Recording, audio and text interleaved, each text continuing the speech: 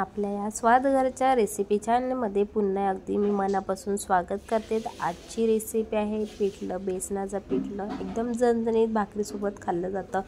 तर सर्वात प्रथम मी बेसन घेऊन एका बाउलमध्ये बेसन घेतलं, त्यात पाणी टाकून ते व्यवस्थित पातळ करून घेते।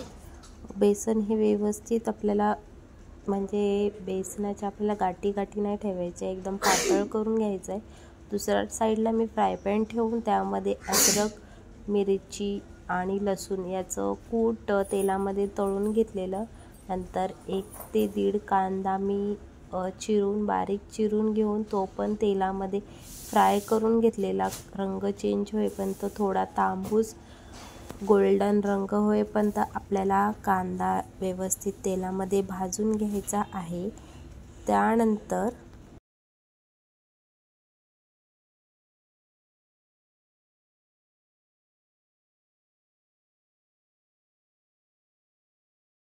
त्यामध्ये थोडंसं जिरा टाकून घ्यायचं आहे। तो पण जिरा तेलामध्ये चांगला आपल्याला भाजून घ्यायचा आहे।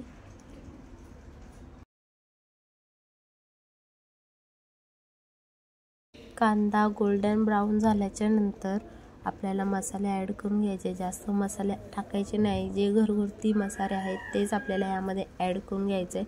चवीनुसार मीठ, हळद आणि थोडासा गरम मसाला। जास्त तिखट तुमच्या अंदाजे तुम्ही करू शकता। मिरच्या आपण कूट त्याचं टाकलेलंच होतं, तर मसाला देखील कांद्यामध्ये चांगला व्यवस्थित मिक्स करून घेतल्याच्या नंतर आपल्याला जेवढं पिठलं पातळ पाहिजे त्यानुसार आपण पाणी टाकायचं आहे, कारण की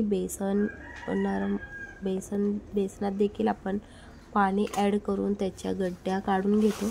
तर त्यामुळे तुमच्या अंदाजे यामध्ये पाणी टाकू शकता। थोडीशी कोथिंबीर मी ॲड केली आणि पाण्याला उकळी येईपर्यंत आपण 2-4 मिनटं याला झाकण ठेवून घेऊया। नंतर पाण्याला उकळी आल्याच्या नंतर तुम्ही बेसन बघू शकता की मी मस्त पातळ असं बनवून घेतलेलं आहे। उकळी आल्याच्या नंतर हे बेसन आपल्याला ह्या मसाल्यात टाकून घ्यायचं आहे फोडणीच्या ह्याच्यात आणि मस्तपैकी याला थोडं स्लो फ्लेम म्हणजे मध्यम याच्यावरती ठेवून बेसन शिजून द्यायचं आहे। झाकण 5-10 मिनटं ठेवून याला बेसन आपल्याला छानपैकी असा शिजवून घ्यायचं आहे। त्यानंतर तुम्ही बघू शकता की मस्त असं घट्ट दाटसर आपलेलं पिठलं तयार झालेलं आणि भाकरीसोबत हे भन्नाट एकदम टेस्टी लागतं। वरून मी बारीक चिरून घेतलेली कोथिंबीर ह्यामध्ये ॲड करून घेतलेली आहे। तर तुम्हाला ही रेसिपी कशी वाटली? अशाच नवनवीन रेसिपी बघण्यासाठी माझ्या चॅनलला सबस्क्राईब करा आणि पुढील रेसिपी कोणती पाहिजे हे नक्की कमेंट्समध्ये सांगा। तोपर्यंत टाटा बाय बाय आणि thank you for watching this my recipe.